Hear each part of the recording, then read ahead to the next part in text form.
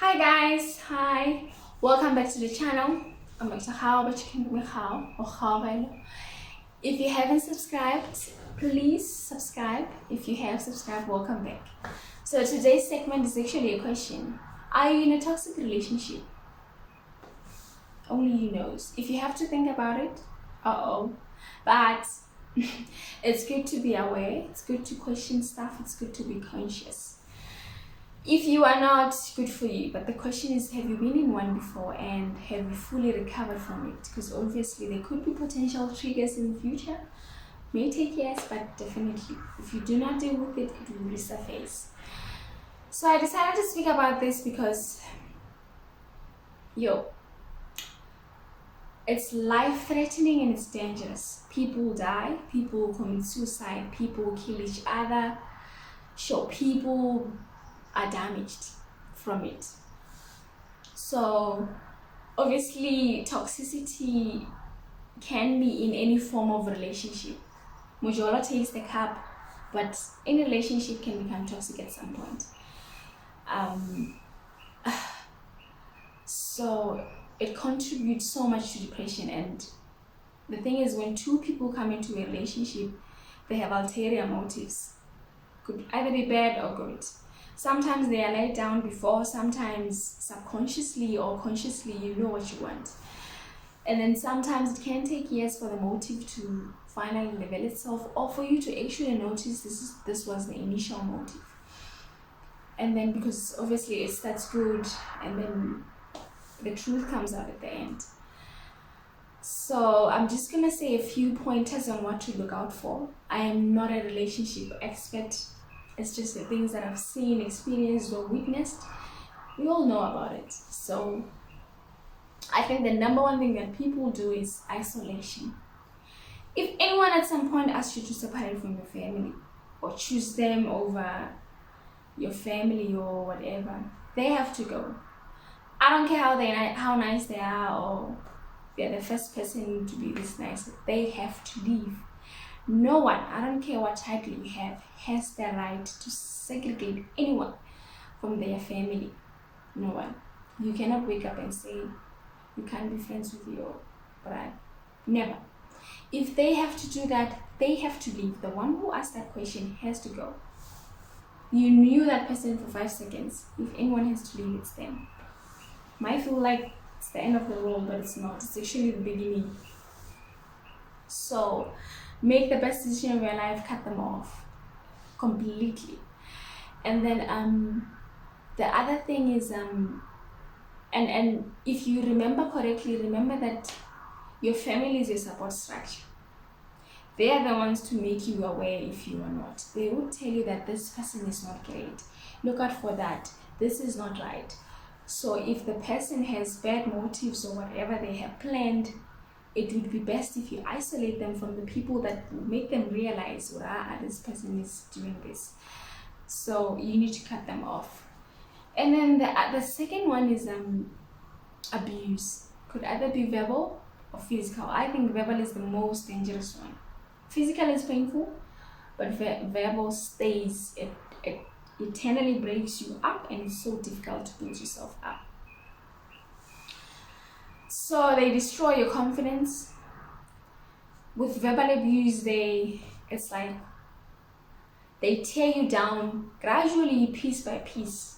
When you're almost ready to check out, they build you back up, and then the cycle goes on. It's just a wave of ups and downs. And then because you're so isolated from everyone, you have no shoulder to cry on but theirs. Then you can never leave because it almost looks like you are solemnly dependent on that person. That is not healthy. And then physical abuse, it's either they are beating you up or labetan. Either way, if someone is putting hands on another person, they have to go. I don't care they've been nice. I don't care they have trauma issues. I don't care the way, because sometimes make it look like, oh, it's how I was raised. No. Deal with that before you involve another person in your life. Do not make your background stuff become another person's problem. So I don't take that crap that, oh, I'm like this because of that. Everyone is like this because of something, but it's not an excuse to do something. So if it's becoming physical, and if it happened once, it can take months, but it's going to happen again. And then one thing I'd advise you to open a case. Go to the police station. I'd advise you take a friend with you, because you might not end up opening it. You may not have the courage to do it yourself when you get there, or they may actually laugh at you. I had instances where, yes, like I tried reporting someone, they laughed at the whole story. I ended up walking away. At that time, I was so broken and I couldn't, like, if you laugh, I'm gone. Because you're so sensitive and fragile. And then, so go with a friend. And the sooner you open the case, the better. Because what happens is, if you wait years, which is what I had done, you won't have the courage, or probably the details are so patchy. Because now it's been a long time, you don't remember much, or then you don't really have a solid case. And then you have to open a case immediately. Do not think about how this is damaging to their future. Remember, you are not in their future. Because if you are already beating each other now, it's already over. It's just a matter of when. So, and then when you call it quits, that person's future doesn't even concern you. And it is not your problem, because if they decided to put their hands on you, they should have thought about that first. So don't worry about, because you need to put yourself first. Be selfish and think about you, only you. So, because I used to think about, oh, now they have a criminal record. No, it's not your problem. And I'm telling you, if you're beating each other now, that relationship is over. If you don't die, at least you come out, it's over, and you have to open a case. And even if you leave, they're going to do it to another person. So always end the cycle now. And then the other one is harassment. Sure, people will show psychopathic behavior. Harassment, how I define it, probably not exactly what it is in the dictionary. When someone is constantly in your face, breathing in your neck, they're making noise. It's like, where are you? What are you doing? Who are you with? Why didn't you call? Why didn't you text? You know, when you have to account for everything to someone, that's also harassment. That's not right. And then sometimes if you check out or you leave, they follow you to your workplace, to everywhere. They are constantly where you stay. It's just a cycle of never ending. It's like this person is in your face. You cannot breathe. They are draining you. You are exhausted. So, and that's psychopathic behavior. That person has to go, and they probably need help, but you come first. So, unfortunately, if you decide to leave, do not think about it. Do not look where you come from, because you may end up not leaving, because where you come from does not matter at this point. Only you matter. And sometimes you just gotta leave, even if it means you go and you don't come back, you don't get your stuff, do not worry about that. You might get trapped. Just leave. Go away. If it means you disappear. If it means you change your number, but disappear.